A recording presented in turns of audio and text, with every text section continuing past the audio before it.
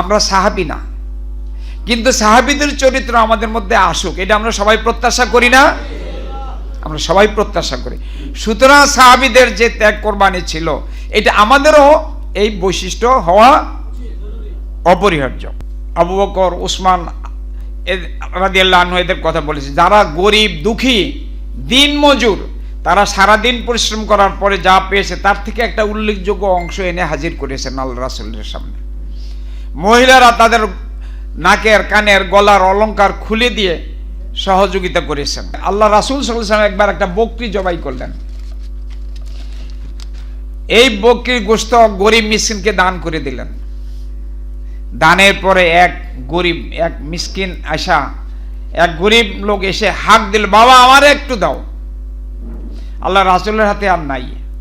তিনি ঘরে গেলেন, আয়েশা রাদিয়াল্লাহু আনহাকে জিজ্ঞেস করলেন, আয়েশা ঘরে আর কি আছে ওই গরিব লোকটাকে দেওয়ার জন্য? আয়েশা রাদিয়াল্লাহু আনহা বললেন, ইয়া রাসূলুল্লাহ, কোন হাদিসে আসছে, কোন ইয়াতে আসছে এক টুকরা, কোনটা আসছে 2 টুকরা,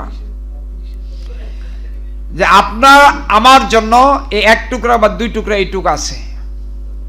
আল্লাহ রাসূল বলেন, আয়েশা তুমি ভুল বললে, বকরি পুরাটাই আমাদের আছে, শুধু এই 1 টুকরা বা 2 টুকরা নাই আমাদের।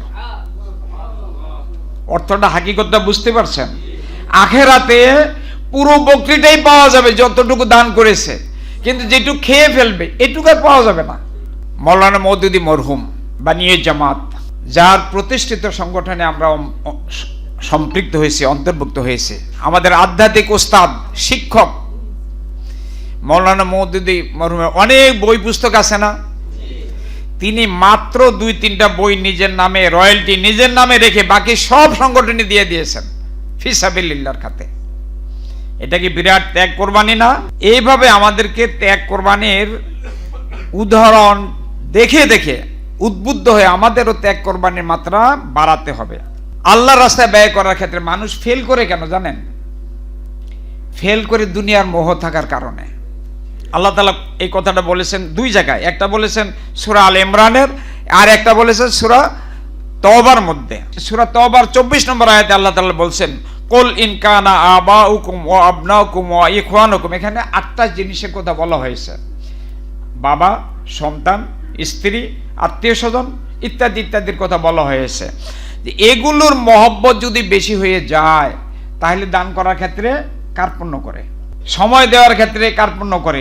আল্লাহ তাআলা এখানে যারা এই কার্পণ্য করে তাদের ব্যাপারে ধমক দিয়ে বলছেন, ফাতারাব্বাসু হাত্তা ইয়াতি আল্লাহু বিআমরি।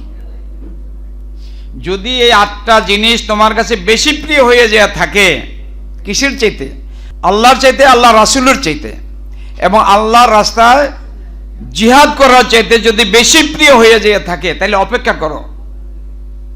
ফাতারাব্বাসু হাত্তা ইয়াতি আল্লাহু বিআমরি। আল্লাহর পক্ষ থেকে নির্দেশ, আযাবের গজবের নির্দেশ যতক্ষণ না আসে ওই পর্যন্ত অপেক্ষা করো। প্রিয় ভাইরা, আমরা কি আল্লাহর এই গজবের, আযাবের নির্দেশে অপেক্ষায় থাকবো? নিশ্চয়ই আমরা থাকবো না। দানের ব্যাপারে একটা সীমা রেখা বলতে চাই। আপনি কত দান করবেন? কেউ 10,000 টাকা বেতনে চাকরি করে, কেউ 1 লক্ষ টাকা বেতনও চাকরি করেন। কারো প্রয়োজন অনেক বেশি, সংসারে মেম্বার অনেক বেশি, কারো মেম্বার কম বেশি আছে না? এই দানের ব্যাপারে একটা মানদণ্ড আমাদের সামনে থাকা দরকার। সেই মানদণ্ডটা কি? আমার যতটুকু সামর্থ্য আছে, আপনার যতটুকু সামর্থ্য আছে, এই সামর্থ্যের সর্বোচ্চ ত্যাগ আমাদের স্বীকার করতে হবে। আপনি 100 টাকা সংগঠনে ইয়ানত দেন প্রতি মাসে, আপনার যদি 105 টাকা দেওয়ার ক্যাপাসিটি থাকে, সামর্থ্য থাকে, আর আপনি যদি না দেন,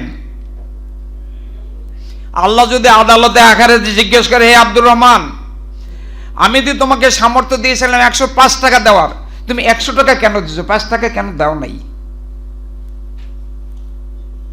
সেদিন আল্লাহকে খুশি করা যাবে?